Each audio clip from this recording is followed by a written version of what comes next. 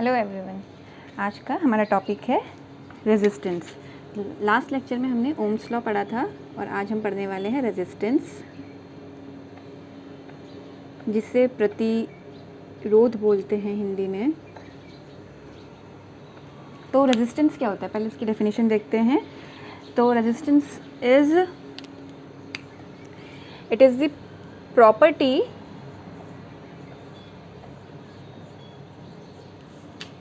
of a conductor by virtue of which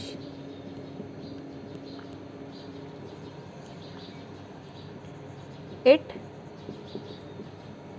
opposes, or you can say resist, the flow of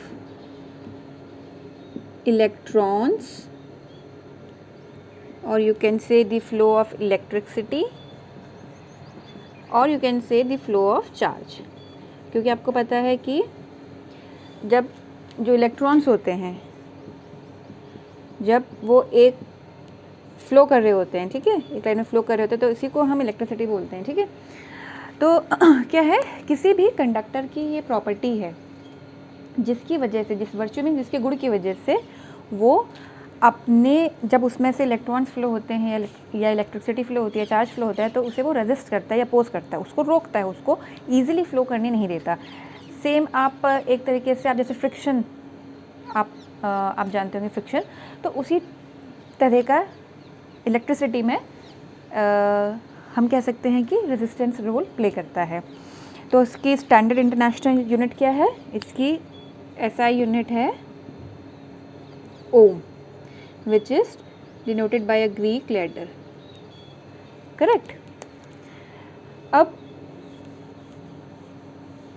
1 ओम क्या होता है, what is 1 ओम? कभी कभी question आता है कि 1 ओम को डिफाइन करिए। तो 1 ओम क्या होगा कि जब आप 1 वोल्ट का पोटेंशियल डिफरेंस अप्लाई करेंगे across the ends of a conductor, and this potential difference of 1 volt across the ends of a particular conductor, and it allows 1 ampere electricity or electric current to flow through it, ठीक है। तो जब 1 volt का potential difference किसी conductor के दोनों ends के बीच में लगता है और उसकी वजह से इसमें 1 एम्पियर करंट बहती है, तो हम कह सकते हैं कि जो भी पर्टिकुलर कंडक्टर है उसका रेजिस्टेंस 1 ओम है, ठीक है। अब रेजिस्टेंस किन चीज़ों पर डिपेंड करता है? रेजिस्टेंस 3 चीज़ों पर डिपेंड करता है। रेजिस्टेंस आपका डिपेंड करता है सबसे पहले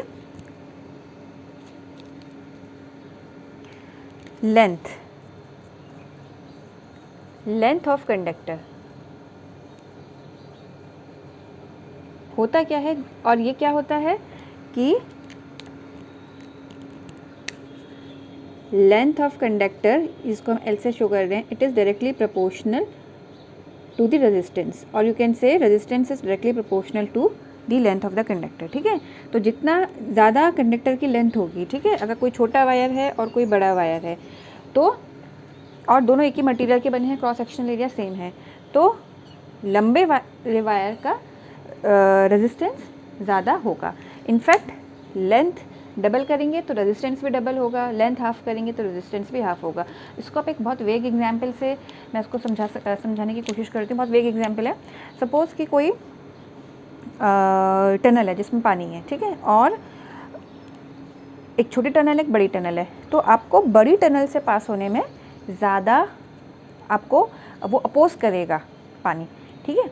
आपको लेंथ में लंबी ट्रैवल करनी है, ठीक है। तो इस तरीके से आप इसको बहुत वेग एग्जांपल से समझ सकते हैं। दूसरी चीज़ क्या है, दूसरा डिपेंड करता है ये क्रॉस सेक्शनल एरिया पे।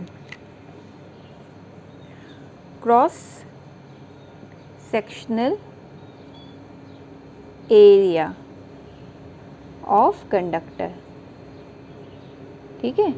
और इसको कैसे, इसके ये इन्वर्सली प्रोपोर्शनल होता है, ठीक है।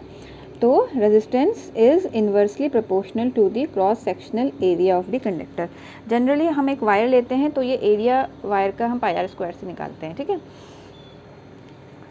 तो इसकी मीनिंग क्या है कि अगर क्रॉस सेक्शनल एरिया ज़्यादा होगा तो रेजिस्टेंस कम हो जाएगी, ठीक है।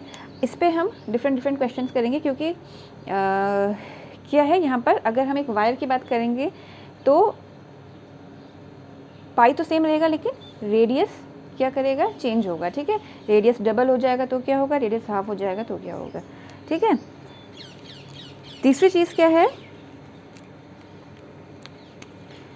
और इन जनरल आप समझ, इसको आप देख के सिर्फ ये कह सकते हैं कि अगर रेजिस्टेंस कम है तो क्रॉस सेक्शनल एरिया कम है तो रेजिस्टेंस वहाँ का कम होगा। अब इसके लिए एक बहुत वेग एग्जाम्पल मैं आपको फिर से दे रही हूँ कि जैसे सपोज़ ये कोई पाइप है और ये कोई मोटा पाइप है, ठीक है। तो इसका क्रॉस सेक्शनल एरिया कम है, इसका क्रॉस सेक्शनल एरिया ज़्यादा है, ठीक है। तो इसमें से निकलने में आपको ज़्यादा तकलीफ़ होगी, ज़्यादा रेजिस्ट करेगा ये, और इसमें से आप आराम से निकल जाएंगे, ठीक है। ये कोई सेट एग्जाम्पल नहीं है, बट खाली थोड़ा सा दिमाग में रखने के लिए, ठीक। तीसरा है resistance also depend on the nature of the material of conductor, यानी कंडक्टर किस मटेरियल का बना है। जैसे किसी चीज़ों की कोई मटेरियल है, वो गुड कंडक्टर्स होते हैं, है ना, तो गुड कंडक्टर्स होंगे तो रेजिस्टेंस कम होगी, ठीक है। तो हम कह सकते हैं कि कुछ जो मटेरियल हैं या कंडक्टर हैं उनका रेजिस्टेंस ज़्यादा होता है, किसी का कम होता है। तो इन तीन चीज़ों के ऊपर हमारा रेजिस्टेंस डिपेंड करता है। अब एक चीज़ इससे देखते हैं हम। अच्छा, एक चीज़ मैं आपको बताना भूल गई थी, यहाँ पे हमने ओम्स लॉ में पढ़ा था कि ओम्स लॉ था V is to I R, निकाला था हमने लास्ट लेक्चर में, V is equal to I R, ठीक है। तो यहाँ से आप रेजिस्टेंस क्या निकाल सकते हैं, V अपॉन आई, ठीक है। अब इन दो चीज़ों को लेते हैं, एक हम रेजिस्टेंस जो है डायरेक्टली प्रोपोर्शनल लेंथ है और एक में है inversely proportional to cross sectional area. तो हम कह सकते हैं कि resistance directly proportional to length है और दूसरा है resistance inversely proportional to cross sectional area, ठीक है। तो इससे हमारा क्या निकल के आता है, अगर हम इन दोनों को कंबाइन कर दें तो हमारा निकल के आएगा ये, करेक्ट। इन दोनों इक्वेशन को कंबाइन करके ये आया। और अब हम क्या करेंगे कि हम यहाँ पर इस जो प्रोपोर्शनलिटी के साइन इसको हम हटाएंगे और एक कांस्टेंट ऑफ प्रोपोर्शनैलिटी आ जाता है, ये this is the constant of proportionality, और इसका नाम होता है रेजिस्टिविटी, या आप इसको स्पेसिफिक रेजिस्टेंस भी बोलते हैं या इलेक्ट्रिक रेजिस्टिविटी भी बोलते हैं, ठीक है।